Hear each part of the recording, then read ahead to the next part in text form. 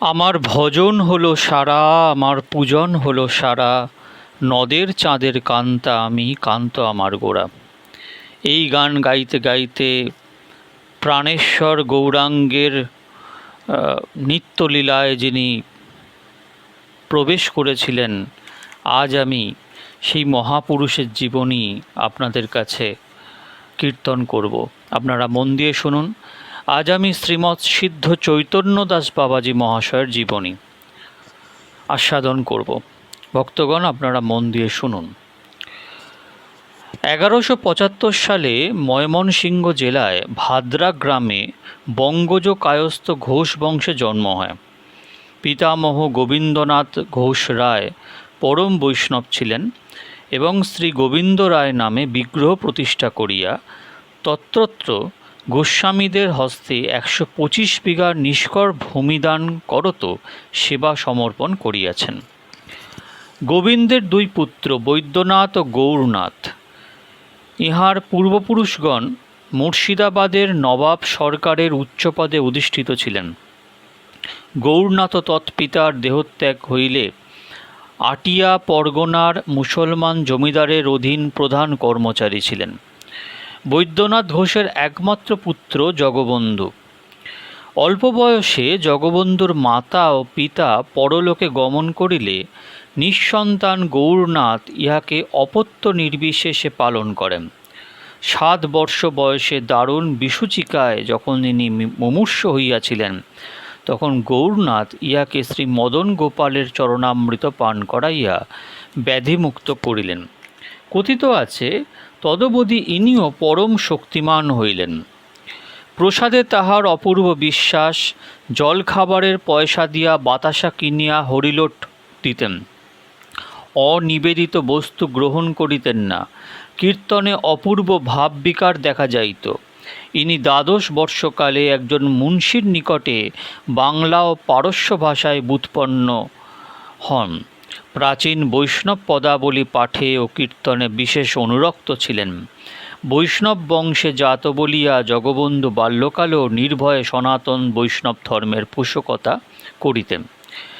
ঘোষ রায় মহাশয়ের গৃহে সমাগত জনৈক বৈষ্ণব অভ্যাগতের মুখে জগবন্ধু শ্রী গৌরতত্ত্ব শুনিয়া অবধি প্রতিদিন ভক্তিভরে শ্রী চৈতন্য চরিতামৃত পাঠ করিতেন। সংসারে প্রবল বৈরাগ্য দেখিয়া পিতৃব্য গৌরনাথ বিবাহের ব্যবস্থা করিলে ইনি রাত্রিযোগে গৃহত্যাগ করত শ্রীধাম নবদ্বীপে আসিয়া বেশাশ্রয় করিয়া চৈতন্য দাস নামে অভিহিত হন। বলা বাহুল্য যে গৌরনাথ ইহাকে গৃহে লইতে পুনঃ পুনঃ চেষ্টা করিয়াও ব্যর্থকাম হইয়াছিলেন। গৌরনাথ যখন বুঝিলেন যে চৈতন্য দাস আর গৃহে ফিরিবেন না, তখন সেবা শুশ্রূষাদি করিবার জন্য চৈতন্য দাসের বাল্যবিধবা বৈমাত্রিক ভগিনী পেয়ারী ও তাহার ননদী সখী মাতাকে নবদ্বীপে পাঠাইলেন। তাহারা পৃথকভাবে ভজন কুটির করিয়া থাকিতেন, মাধুকরী দ্বারা জীবনযাপন করিতেন এবং সময় মতো বাবাজি মহাশয়ের সেবা করিতেন। কথিত আছে, এই দুইটি ভক্তিমতী নারী উহার নিকট গৌরমন্ত্রে দীক্ষিত হইয়াছিলেন এবং তিনি তাহাদিগকে মধুরভাবে গৌরভজন শিখিয়াছিলেন। ইহাদের নিয়ম ছিল, প্রাতে গঙ্গা স্নান করিয়া শ্রী গৌর মন্দিরে বসিয়া লক্ষ নাম জপ করিতেন। তৎপরে বাবাজি মহাশয়ের নিকট গিয়া ভজন শিক্ষা ও তাহার সেবা করিতেন। ভিক্ষালব্ধ মাধুকরীর অংশ বাবাজি মহাশয়কে দিতেন। এতদ ব্যতীত ইনি কৃষ্ণদাস বাবাজিকেও দীক্ষা দিয়েছিলেন। সিদ্ধ বাবার অন্তর্ধানের পর এই মহাপুরুষ বহুদিন তাহার সমাধিস্থানে বসিয়া গৌরভজন করিয়া অতি বৃদ্ধ বয়সে অল্প অবস্থায় অপ্রকট হইয়াছিলেন। শ্রী চৈতন্য দাসের পূর্ণ নদিয়া নাগরী ভাব ছিল। স্ত্রীলোকের মতো বেশভূষা করিতেন। গৌরবর্ণ নদিয়া বালিকা দেখিলেই তাহার সহিত গৌর নাগরের কথা ও আদর করিয়া বহু সম্মানদান করিতেন। শ্রী নিত্যানন্দ সন্তানগণকে দেখিয়া ইনি ঘোমটা টানিয়া দিতেন এবং তাহাদের সহিত মুখ তুলিয়া কথা বলিতেন না। প্রাতে গৌরের মঙ্গল আরতি দেখিয়া ইনি নারায়ণ শ্রীমন নরহরিকৃত শ্রী গৌরাষ্টক সুস্বরে পাঠ করিতেন। তৎপরে গৌরের বদনের প্রতি দৃষ্টি নিবদ্ধ করত গাহিতেন, বধূ কি আর বলিব আমি, জনমে জনমে জীবনে মরণে প্রাণনাথ হইও তুমি। বধূ তোমার চরণে আমার পরাণে লাগলো প্রেমের ফাঁসি, মন প্রাণ দিয়া সব সমর্পিয়া নিশ্চয় হইনু দাসী। শ্রী চৈতন্যদাস বাবাজী মহাশয়ের শ্রীখণ্ডে গতাগতি ছিল।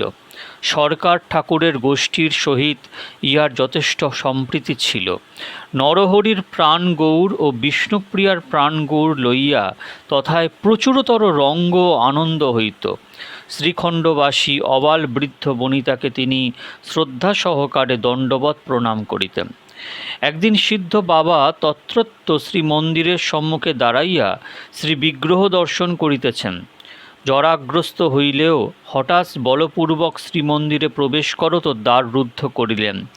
যিনি তাহার গতিরোধ করিতেছিলেন তিনি যেন তাহাকে মহাবলবান অনুভব করিলেন। শ্রীমন্দিরের দ্বার রুদ্ধ হইলে সেবায়িতগণ বহির্দ্বারে একত্র হইলেন। তন্মধ্যে পূজ্যপদ সর্বানন্দ ঠাকুর মহাশয় ছিলেন। প্রায় 2-3 দণ্ড তিনি মন্দির মধ্যে কি করিলেন কেহই জানিতে পারিলেন না। অথচ যখন বাইরে আসিলেন তখন তাহার দেহটি জ্যোতির্ময়, সহস্র বদনে প্রেম ও মধুর দৃষ্টিভঙ্গি বিদ্যমান। যার দ্বার খুলিলেই সর্বানন্দ ঠাকুর তাহাকে দণ্ডবৎ প্রণতি করিলেন এবং সিদ্ধ বাবাও তাহার মস্তকে চরণ স্পর্শ দিয়া হাসিতে লাগিলেন।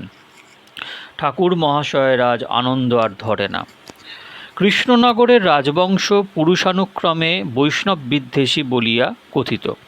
রাজা কৃষ্ণচন্দ্রের ভয়ে শ্রী গৌরমূর্তিকে 6 মাস যাবৎ মৃত্তিকা অভ্যন্তরে লুক্কায়িত রাখা হইয়াছিল। সিদ্ধ বাবার সময়ে রাজা গিরিশচন্দ্র শ্রী গৌরকে অবতার বলিয়া বিশ্বাস করিতেন না। তিনি নবদ্বীপে পণ্ডিতগণের এক বিরাট সভা আহ্বান করত বিচারার্থী হইলেন। পোড়ামাতলায় এই অধিবেশন হয়। ব্রজনাথ বিদ্যারত্ন অবতারের সপক্ষে ও ভুবনমোহন বিদ্যারত্ন বিপক্ষে দণ্ডায়মান হন। 2 দিন ধরিয়া বিচার চলিল। রাশি রাশি গ্রন্থ সভাস্থলে আনিত হইল, কিন্তু পণ্ডিতে পণ্ডিতে ঘোরতর কলহ লাগিল। অথচ মূল কথার মীমাংসা হইল না দেখিয়া ব্রজনাথ বিদ্যারত্ন গিরিশচন্দ্র অনুমতিক্রমে সিদ্ধ বাবাকে সভাস্থলে আনয়ন করেন। রাজা গিরিশচন্দ্র তাহার অদৃষ্টপূর্ব তেজময় বপু, সহাস্য বদন ও বৈষ্ণব জনচিত বেশভূষাদি দেখিয়া সগণে দণ্ডায়মান হইয়া অভ্যর্থনা করিলেন। রাজা জিজ্ঞাসা করিলেন, শ্রী গৌরাঙ্গের অবতার সম্বন্ধে প্রমাণ কি? সিদ্ধ বাবা শ্রী গৌরাঙ্গ স্মরণ করত বলিলেন, শ্রী গৌরাঙ্গ মহাপ্রভুর অবতার সম্বন্ধে আমারও পূর্বে আপনার মতো সন্দেহ ছিল।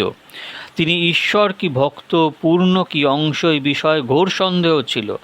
আজই আমার সকল সন্দেহ দূর হইয়াছে। শ্রী গৌরাঙ্গ যে অবতার তাহা আজই আমার বিশ্বাস হইল এবং এই বিশ্বাসের মূলও আপনি। প্রাচীন শাস্ত্রে আছে, শ্রী ভগবান ভূতলে অবতার গ্রহণ করিলে তৎকালীন এবং তদ্দেশীয় নৃপতি তাহার বিধ্বসী হন। ত্রেতা যুগে শ্রীরামচন্দ্রের বিদ্বেষী ছিলেন রাবণ রাজা, আর দাপর যুগে শ্রীকৃষ্ণের বিদ্বেষ্টা ছিলেন কংস রাজা। কলিযুগে শ্রী ভগবান শ্রী গৌরাঙ্গ রূপেই নবদ্বীপ অবতার গ্রহণ করেন। নবদ্বীপাধিপতি রাজা কৃষ্ণচন্দ্র ও তদ্বংশীয় আপনি শ্রী গৌর বিদ্বেষী হইয়া তাহার অবতারের পূর্ণ প্রকৃষ্ট পরিচয় ও প্রমাণ দিতেছেন। আপনি আজ আমাকে বড়ই আনন্দ দান করিলেন। অতএব আপনাকে এবং সভাস্থ সকলকে আমি ভক্তি ভরে প্রণাম করিতেছি। রাজা হাস্যমুখে সিদ্ধ বাবার সিদ্ধান্ত অনুমোদন করত সভাভঙ্গ করিলেন এবং পণ্ডিতগণ ও সভাস্থ লোক বাবাজী মহাশয়ের জয়ধ্বনি করত স্বস্বগৃহে প্রস্থান করিলেন। শ্রীমন মহাপ্রভুর মন্দিরের একটি নির্জন কুঠিরে সিদ্ধ বাবা থাকিতেন। সমস্ত রাত্রি অন্ধকারে গৃহমধ্যে ভজন করিয়া কাটাইতেন এবং নাম জপাদি তাহার ভজনের অঙ্গ হইল। তিনি গভীর নিশীতে নির্জনে বসিয়া তাহার প্রাণবল্লভের সহিত রসকথা কহিতেন।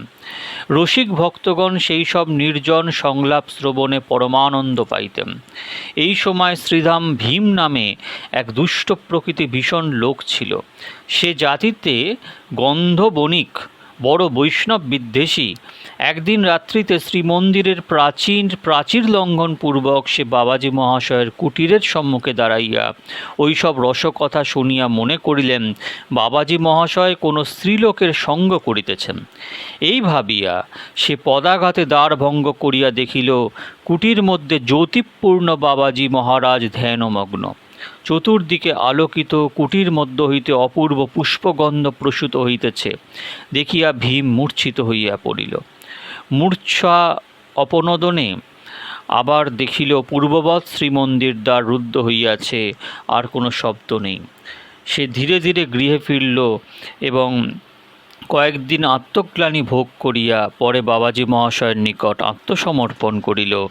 বাবাজী মহাশয় তাহাকে আলিঙ্গন দানে কৃতার্থ করিয়া বলিলেন, ভীম, আজ হইতে তুমি গৌরদাস হইলে। তুমি হরিনাম করো ও বৈষ্ণব সেবা করো। সেই দিন হইতে পাষণ্ড ভীম বৈষ্ণব হইল।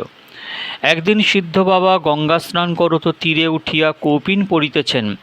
এমন সময় প্রবল বায়ু ভরে সিদ্ধ বাবার কৌপিন খণ্ড তাড়িত হইয়া উড়িতে লাগিল। সাবধানে কৌপিন সংযত করিতেও কিছু সময় কাটিল। গঙ্গাঘাটে বহু কুলবালা স্নান করিতেছিলেন, তাহারা সিদ্ধ বাবার প্রভাবাদি জানিতেন, সুতরাং লজ্জায় মুখ ফিরাইয়া রহিলেন। এই সময় সেই ঘাটে চারিচারা নিবাসী বারেন্দ্র ব্রাহ্মণ জগদীশ মৈত্র উপস্থিত ছিল। সে বৈষ্ণব দেশীয় উগ্র প্রকৃতির ছিল। ব্যাপার দেখিয়া ক্রোধ ভরে সিদ্ধ বাবাকে বলিলেন, নদিয়ায় লম্পট বাবাজির প্রাদুর্ভাব হইয়াছে, তুমি কুলবধূগণ সম্মুখে উলঙ্গ হইয়া কি করিতেছ?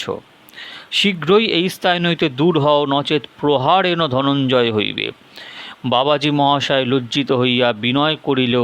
মৈত্র অধিকতর উত্তেজিত হইয়া বলিল, এই লম্পট বেটা নিজ অপরাধ স্বীকার না করিয়া বায়ুর দোষ দিতেছে। এই বলিয়া সিদ্ধ বাবাকে এক চপেটাঘাত করিয়া তাহাকে সেখান হইতে দূর হইতে বলিল। গঙ্গা ঘাটের নরনারী হায় হায় করিয়া উঠিল। বাবা সহাস্য বদনে নির্বিকার চিত্তে প্রহারকারী ব্রাহ্মণকে করজোড়ে বলিলেন, প্রভু, আমি অপরাধের অনুরূপ শাস্তি পাইয়া পরম শিক্ষা লাভ করিলাম। আপনি আমার গুরু, এরূপ কার্য আর কখনো করিব না। এই ঘটনায় 3 দিন পরেই জগদীশের জ্বরবিকার উপস্থিত হইল। আর কেবল বাবাজী মহাশয়, ক্ষমা করুন, আমি অপরাধী, এইরূপ প্রলাপ বকিতে লাগিল। মৈত্র দেখিতেছেন যে তাহার শিয়রে সেই সিদ্ধ বাবা দাঁড়াইয়া তখনও ক্ষমা প্রার্থনা করিতেছেন। মৈত্র পুনঃ পুনঃ ক্ষমা প্রার্থনা করিতে করিতে অবসন্ন হইয়া পড়িল। তখন তাহার আত্মীয়গণ সিদ্ধ বাবার নিকট গিয়া ক্ষমা প্রার্থনা করিলেন। বাবাজী মহাশয় শ্রী গৌড়ের চরণ তুলসী দিয়া বলিলেন, এই পরমৌষধি সেবন করাইলে রোগী আরোগ্য লাভ করিবে। ব্রাহ্মণ সেই যাত্রা রক্ষা পাইয়া সেই অবধি বৈষ্ণব দেশ ত্যাগ করিল ও শ্রী গৌরচরণে আত্মসমর্পণ করিল। সিদ্ধ বাবা শ্রী গৌরাঙ্গকে জীববল্লভেই নতুন নামে ডাকিতেন। শ্রীকৃষ্ণ গোপীবল্লভ আর শ্রী গৌর জীববল্লভ। নবদ্বীপে গানের সময় একদল কীর্তনিয়া মাথুর বিষয়ক গৌরচন্দ্র গাইতে আরম্ভ করিয়া পথ ধরিল। নদিয়া ছাড়িয়া গেলা গৌরাঙ্গ সুন্দর। সিদ্ধ বাবা স্থির থাকিতে না পারিয়া ক্রোধাবেশে যষ্টি লইয়া কীর্তন গায়কের সম্মুখে গিয়া বলিলেন, এই তো জীবের জীবন নবদ্বীপ চন্দ্র বিষ্ণুপ্রিয়া বল্লভ দাঁড়াইয়া রইয়াছেন। পুনরায় যদি এই কথা বলো, তোমাকে মারিয়া দূর করিয়া দিব। মহাপ্রভুর মন্দিরে তখন গোলযোগ। কীর্তনিয়ার গান বন্ধ হইল, অন্য পালা আরম্ভ হইল। তদবধি বহুদিন যাবৎ মহাপ্রভুর মন্দিরে মাথুর লীলা গান হয় নাই। একদিন সিদ্ধ চৈতন্যদাস বাবা শ্রী মন্দির অঙ্গনে সমার্জনী হস্তে ঝাড়ু করিতেছেন। এমন সময় কালনার সিদ্ধ ভগবান দাস বাবাজী মহাশয় শ্রী গৌর দর্শন আসে প্রাঙ্গণে আসিলেন। শ্রী চৈতন্যদাস জানিতেন যে শ্রী ভগবান দাসও গৌর প্রেমিক। তাহার মনে হইল যে বুঝি তাহার প্রাণবল্লভকে ভুলাইয়া কালনায় লইয়া যাইবার জন্য শ্রী ভগবান দাস আসিয়াছেন। এই কথা ভাবিতেই তিনি সমার্জনী হস্তে ছুটিয়া আসিয়া ভগবান বাবাজিকে বলিলেন, তুই আমার প্রাণবল্লভকে ভুলাইয়া কালনায় লইয়া যাইতে বুঝি এসেছিস? শীঘ্র বাড়ির বাইরে যা, নতুবা এই ঝাঁটা মারিয়া বাড়ির বাহির করিব। সিদ্ধ চৈতন্য দাসজির এই ব্যবহারে জনতা আশ্চর্যান্বিত হইলেও কিন্তু স্থির গম্ভীরভাবে সিদ্ধ ভগবান দাসজি বলিলেন, সতীম, তুমি এত রাগ করিতেছ কেন? আমি তোমার প্রাণবল্লভকে নদিয়া ছাড়া করিতে চাহি না, তবে আমি তোমাকে লুকাইয়া কোনো দিন কালনায় যাম, তবে তিনি তোমাকে লুকাইয়া কোনো দিন কালনায় যান। তুমি দিদি সাবধানে তাহার চালচলনের প্রতি দৃষ্টি রাখিও। দেখুন, এখানে ভগবান দাস বাবাজি সিদ্ধ চৈতন্য দাস বাবাজিকে দিদি সম্বোধন করলেন। এই কথা শুনিয়া শ্রী চৈতন্য দাস রাগে অভিমানে প্রাণবল্লভের শ্রী বদনের প্রতি প্রণয় রোষ কষায়িত নয়নে চাহিয়া বিস্তর রোষোক্তি বর্ষণপূর্বক অভিমানিনীভাবে নিজ কুটিরে প্রবেশ করিয়া দ্বার রুদ্ধ করিলেন এবং ভূমিশয্যায় শয়ন করত আপন মনে তাহার প্রাণবল্লভকে কত বলিলেন। অভিমানের ক্রন্দনরোল উঠিয়া সকলের কর্ণগোচর হইতে লাগিল। পরে দ্বার খুলিয়া সিদ্ধ ভগবান দাসজিকে অভ্যন্তরে নিয়া আবার দ্বার রোধ করিলেন। তারপর দুইজনের অপূর্ব মিলন, পরস্পর হাত ধরাধরি করিয়া শ্রী গৌর সম্মুখে নৃত্য গীতাদি চলিতে লাগিল। আজ এটুকুই ভক্তগণ। সময়ের মর্যাদা রক্ষার্থে আজ আমাকে এখানেই আমার বাণীকে শান্ত করতে হচ্ছে। আমি পরের দিন শ্রী শ্রী চৈতন্য দাস বাবাজির জীবনী দ্বিতীয় ভাগ আপনাদের পড়ে শোনাব। হরে কৃষ্ণ।